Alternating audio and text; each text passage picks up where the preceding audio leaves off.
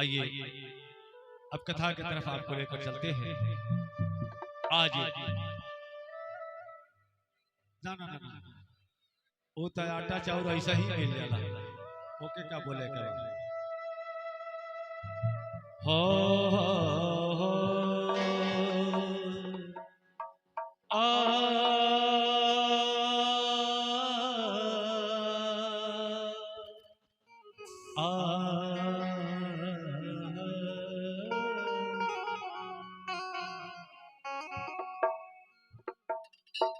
जनक जी के कुल पुरोहित सतानंद जी और विश्वामित्र बाबा दोनों लोग बैठ करके मंत्रणा किए और जनक जी को बुलवाया गया। और जनक जी को बुलवा करके विश्वामित्र जी ने कहा कि हे सतानंद जी, कल तो जयमाल के साथ ही गंधर्व विवाह हो गया। गंधर्व विवाह जयमाल को कहते हैं, जो जयमाल से विवाह होता है। हो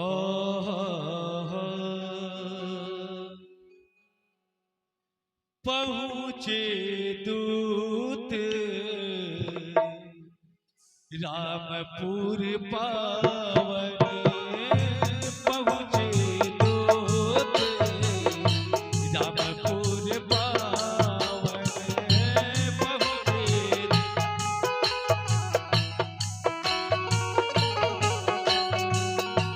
पहुँचे दूत रामपुर पावन।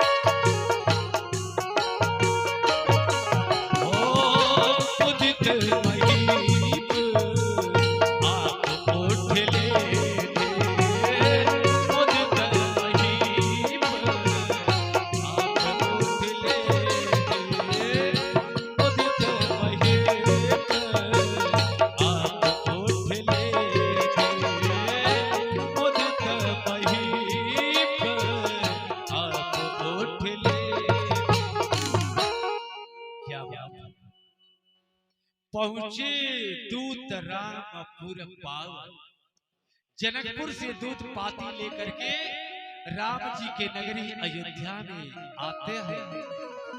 और जैसे ही महाराज दशरथ जी के दूतों ने सूचना दिया, समाचार सुनाया कि हे महाराज, जनकपुर से कोई दूत पत्रिका लेकर के आया है, समाचार लेकर के आया। महाराज दशरथ जी बड़े ही प्रसन्न मुद्रा में उस दूत को अपने दरबार में बुलाते हैं। वह दूत लग्न पत्रिका देता है और कहता है, सरकार, हम महाराज जनक जी के दरबार मिथिला नगर से आए हुए हैं, जनकपुर से आए हैं। महाराज दशरथ जी यह सुन करके बड़े ही प्रसन्न होते हैं और लग्न पत्रिका को हाथ में लेते हैं। और जैसे ही हाथ में लेते हैं, महाराज का चेहरा खिल उठता है, क्योंकि जब बेटा अपना नाम कमाता है, कहीं बड़ी डिग्री प्राप्त करता है, कहीं बड़ा लक्ष्य को प्राप्त करता है, तो हम लोगों का भी कलेजा बड़ा दुगना हो जाता है, सीना चौड़ा हो जाता है।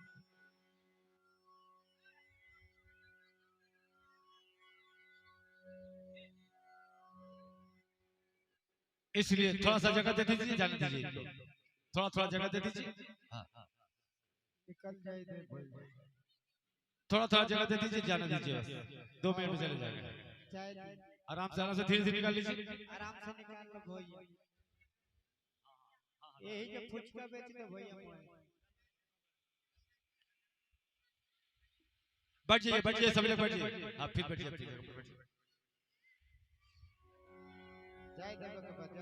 महाराज दशरथ जी पत्रिका को लेकर के बड़े ही सुंदर ढंग से उसको पढ़ते हैं और कहते हैं कि दूत, आपने बहुत अच्छा समाचार सुनाया है।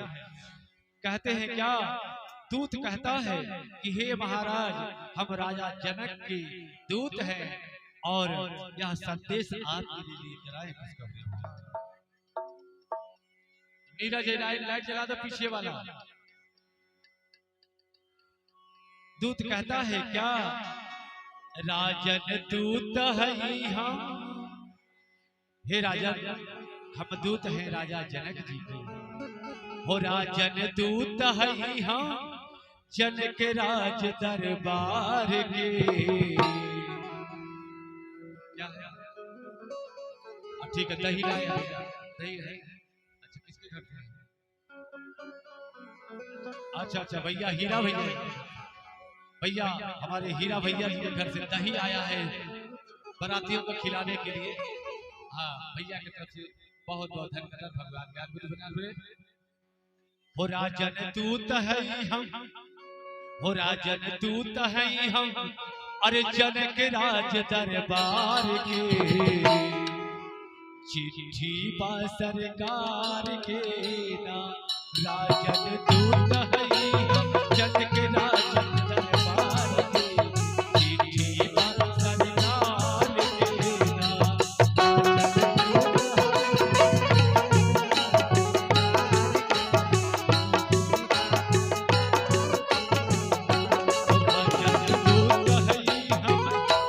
राजन दूत है हम, जनक राज दरबार के। चिट्ठी बा सरकार के ना, राजन दूत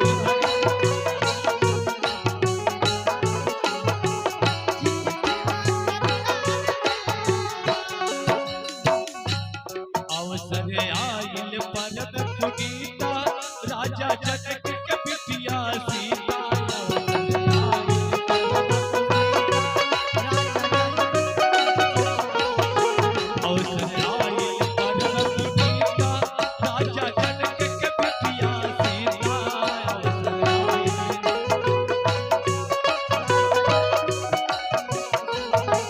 दुल्हा चुन ले पानी, हो दुल्हा चुन ले पानी, रौरा राजकुमार के। राजा जनक सरकार के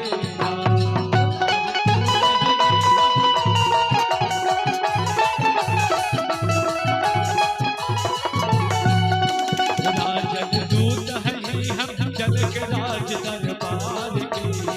चिट्ठी बा सरकार के ना।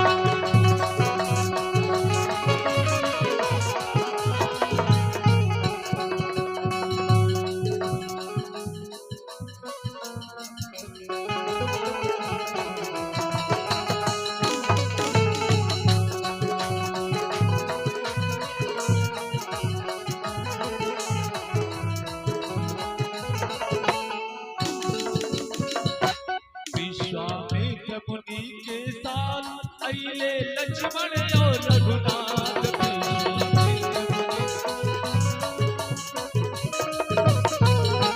विश्वामित्र मुनि के साथ अइले लक्ष्मण और रघुनाथ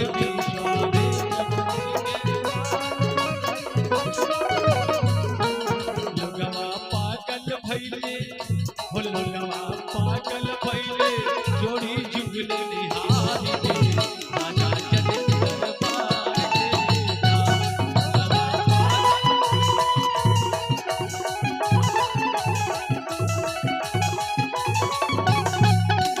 राजन दूत हई जनक राज दरबार के चिट्ठी बा सरकार के नाम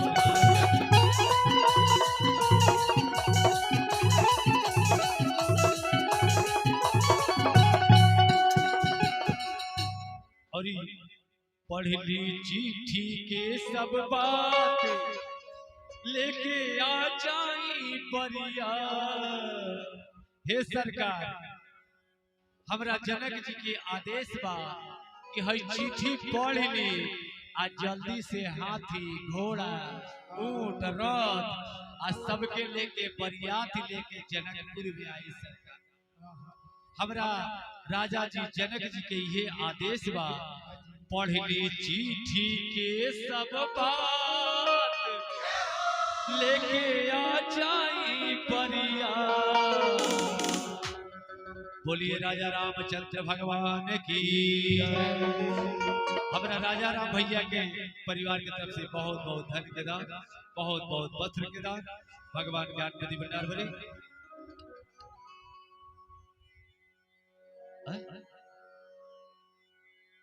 मंतोष राजभर जी की तरफ से बहुत बहुत धन्य के दान भगवान ज्ञान नदी भंडार भरे हमरा राजा राम भैया की तरफ से परिवार की तरफ से बहुत बहुत धन्य के दान पढ़ ली चिट्ठी के सब बात लेके आ जाए परियात शादी खातिर अब देरी नहीं करे के सरकार जल्दी बारात लेके चली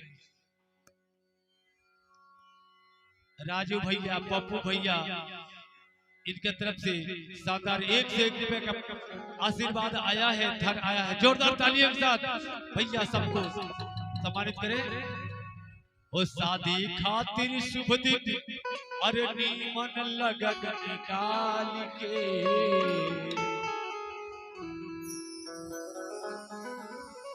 अरे शादी खातिर शुभ दिन लगन नीमन लगन निकाल के शुभम यादव भैया की तरफ से बहुत बहुत धन्यवाद भगवान ज्ञान की दुनिया राजन दूत हई हम अरे जनक राज दरबार के अरे चिट्ठी बा सरकार के राजन दूत हई चिट्ठी बा सरकार के राजन दूत हई हम जनक राज दरबार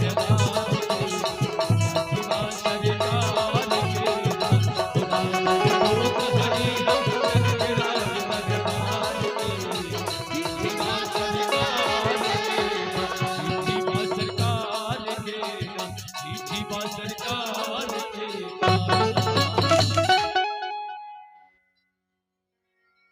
राजा दशरथ जी बड़ा प्रसन्न हो गए थे और प्रसन्न होकर के राजा दशरथ जी उस दूत को परियों से लगा हुआ परियों का हार महाराजा दशरथ जी उस दूत को देने लगे और बहुत सारा सोना चांदी उपहार देने लगे परंतु हुआ क्या जैसे ही राजा के दूतों ने सोने चांदी से थाल भर करके उस दूत को देने के लिए आगे आए उस दूत ने हाथ जोड़ लिया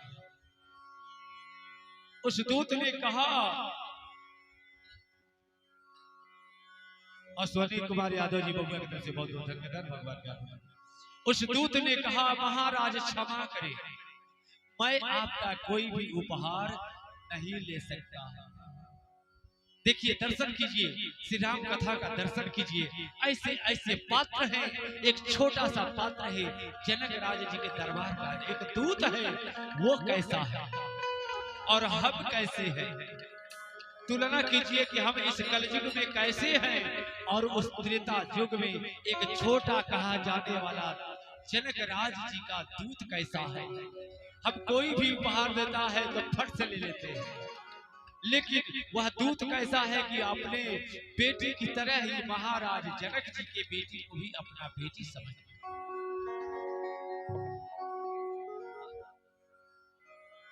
श्री हरिहर यादव जी भैया की तरफ से बहुत बहुत धन्यवाद। भगवान उस दूत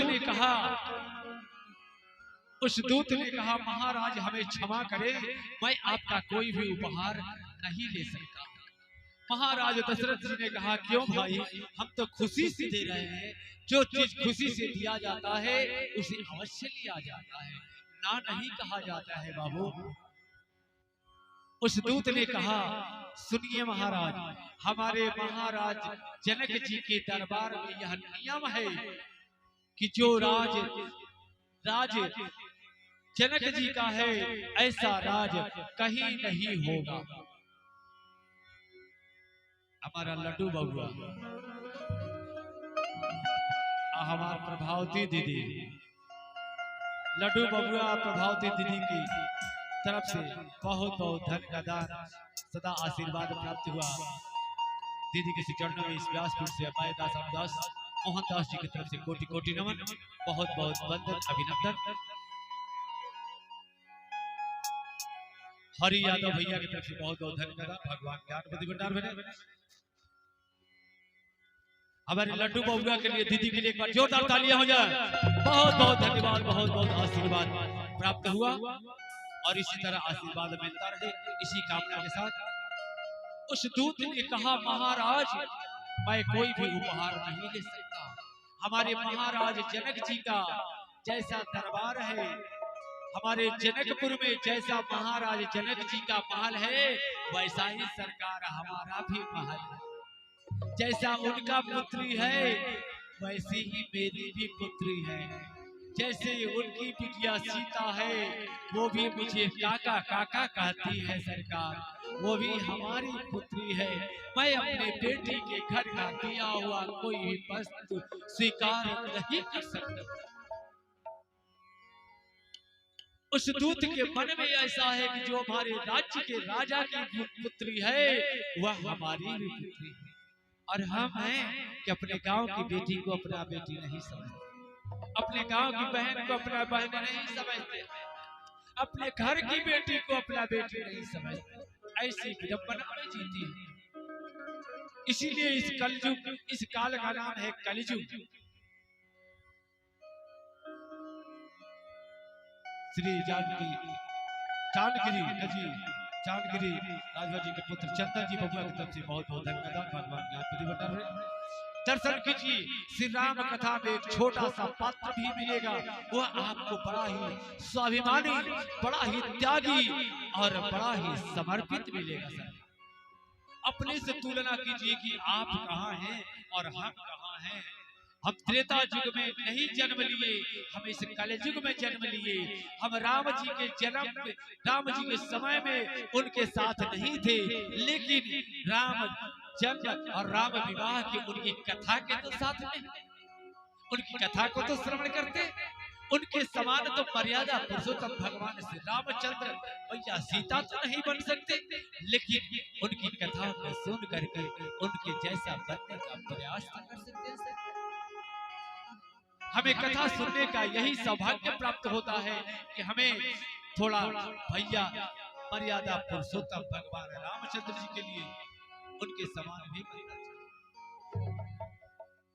वह दूत कोई भी पारितोषिक नहीं लेता है, कोई भी उपहार नहीं लेता है, और अपने नगर को जाता है और महाराज दशरथ जी से कहता है सरकार जल्दी ही बारात लेकर के आप अयोध्या नगरी से जनकपुर नगरी में आइए। हम सभी लोग आपका बड़े बेसब्री से प्रतीक्षा करेंगे। बोलिए आनंद कंद भगवान की। अब शादी की तैयारी